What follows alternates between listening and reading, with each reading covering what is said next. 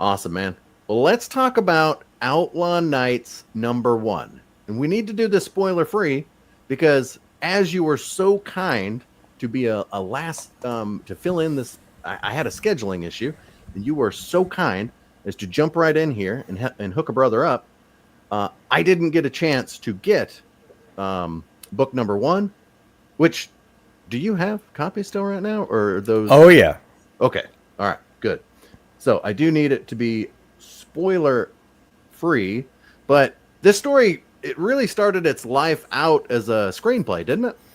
Yes. Outlaw Nights was a movie idea that I had been just playing with in the back of my mind for at least, God, what's it been, like 15 years? Because I first started thinking of it when I saw the first Pirates of the Caribbean movie in theaters.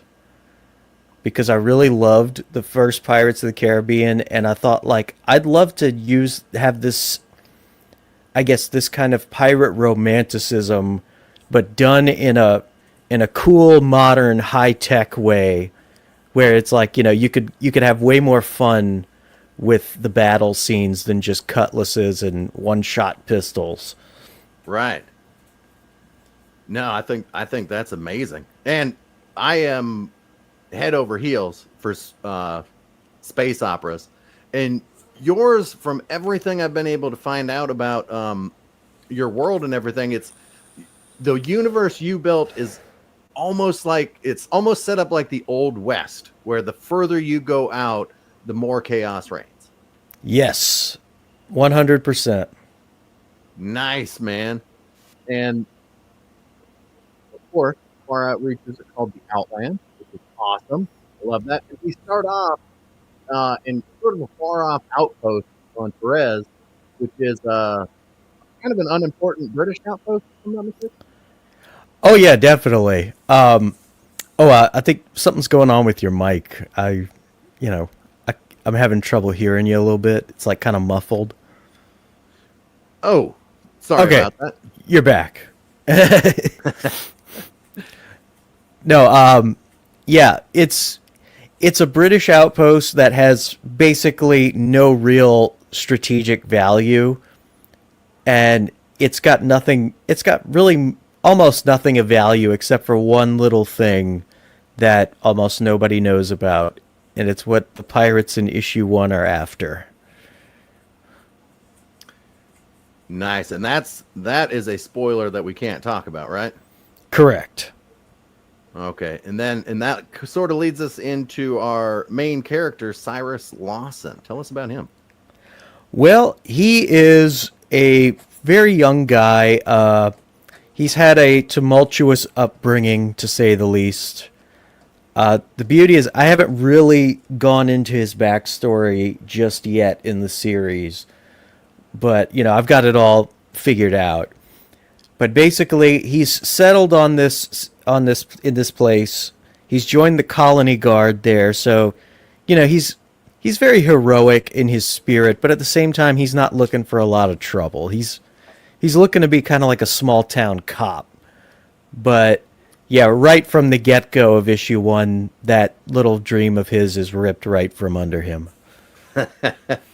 So he's kind of one of those characters who has a pretty strong sense of justice, then, right? Definitely. Ah, those are my favorite. Those are my favorite.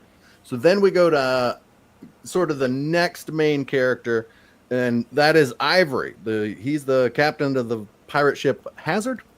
Yes. I would say he's not super prominent in issue 1, but for the series going forward, I would say that the dynamic of the series, like the heart of the series, is going to be him and Cyrus, because they are very much opposites, and but at the same time, like, I'm going for kind of a similar dynamic to what you got with Long John Silver and Jim Hawken in Treasure Island. Oh, that's awesome, man. That But is awesome. Go I ahead. would say much better, because Ivory he's slicker, he's he's quick on his feet, he's got a sass mouth, you know. Yeah, it seems almost. Correct me if I'm wrong, but he'd be like a much more hardcore and slightly edgier Han Solo, right?